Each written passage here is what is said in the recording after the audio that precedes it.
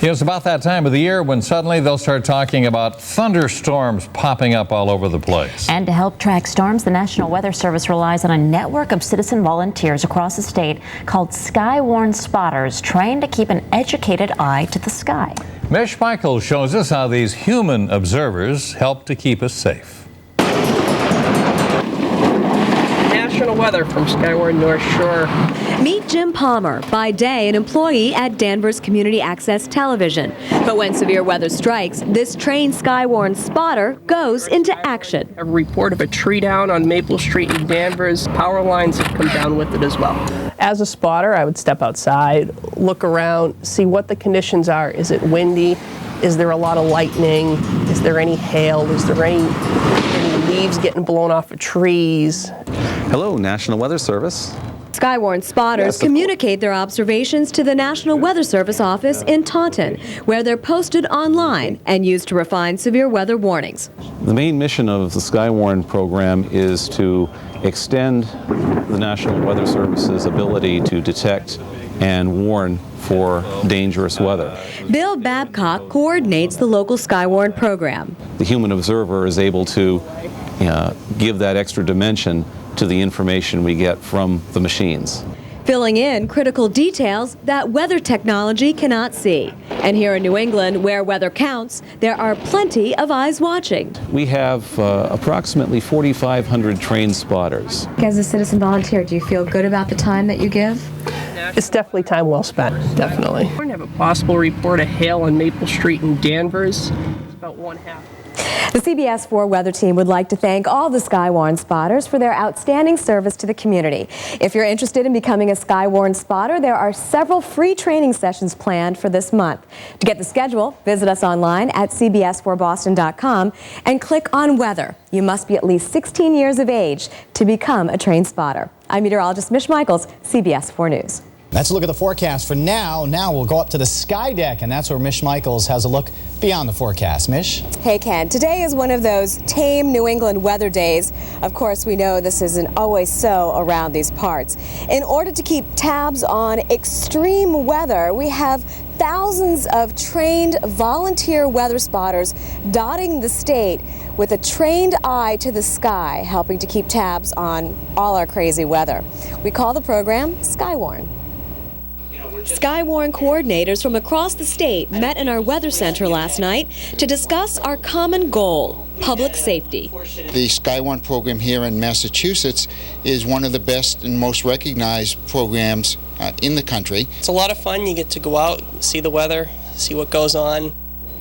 Jim Palmer is one of thousands of Skywarn spotters across the state, trained by the National Weather Service to report on severe and extreme weather. A report of a tree down on Maple Street in Danvers. Power lines have come down with it as well. Hello, National Weather Service. Reports are sent to the National Weather Service and shared with media outlets like our weather team. Skywarn spotters in Massachusetts, there are roughly over 4,800 spotters in the region. About 1/3 of those are amateur radio operators. And those ham operators were instrumental in keeping communication lines open during Hurricane Katrina. We had 90 knots gusting to 120 knots. Over. I enjoy volunteering. It's a very satisfying. That's a good feeling to know that we're helping the general good of the public. Now these regular citizens who are armed with a keen weather eye literally volunteer thousands of hours each year keeping tabs on our local weather, and we certainly appreciate their efforts.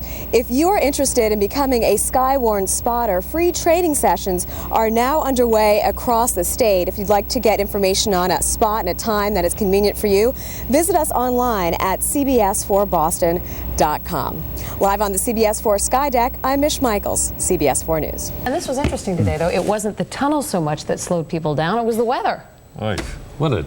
And it was crazy. What weather it was. Yeah, it had us hopping here for a while. There's a funnel cloud this turns out to be, thanks to one of our Skywarn spotters out there, Amateur Radio Network spotter. got this funnel cloud right near the Danvers-Topsfield area a little bit earlier, and it was confirmed by Taunton at the Weather Service to be a funnel cloud, again, right over Danvers and Topsfield. Never did touch down, so it never was officially a tornado, at least as far as we know, but it was a funnel cloud, and that's what prompted the issuance of the tornado warning earlier. The problem tonight is the rain, the flash flood watch, nothing severe like we had yesterday. One of the hardest hit areas, Marblehead of all places, and our Mish Michaels is just back from there, and she has more now in the Weather Center. Mish? Hey Ken, as you mentioned, parts of the North Shore were very hard hit yesterday during yesterday's severe weather outbreak, and the worst of it seems to have torn through the exclusive enclave of Marblehead Neck. And today weather experts spent the day there assessing the damage to try to determine if a tornado was responsible. The sounds of cleanup on Marblehead Neck in the wake of yesterday's severe weather. I was wondering about my wife, and she's calling me on my cell phone, and she starts screaming when the windows went out. 10 windows shattered, but no injuries.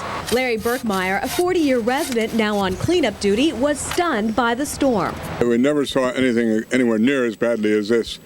This, a piece of a boat up on the road that came all the way from over here, Marblehead Harbor. Right here at the Corinthian Yacht Club, they recorded a wind gust close to 100 miles an hour. It was a nightmare. There were about 25 small boats overturned in the harbor. Well, here we had a lot of trees still delimbed. Jim Palmer, a trained Skywarn weather spotter, has been in the field studying the damage, helping to piece together what happened. They're looking to see if it was either a microburst and/or a tornado, depending on what the evidence provides. Whatever the outcome, locals won't soon forget. I hope I don't see it again.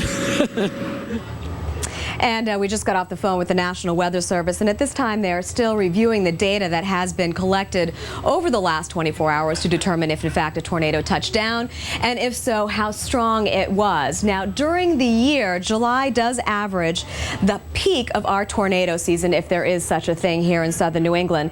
And over the last 50 years, 14 tornadoes have touched down in Essex County. We'll keep you posted. I'm Mish Michaels, CBS 4 News.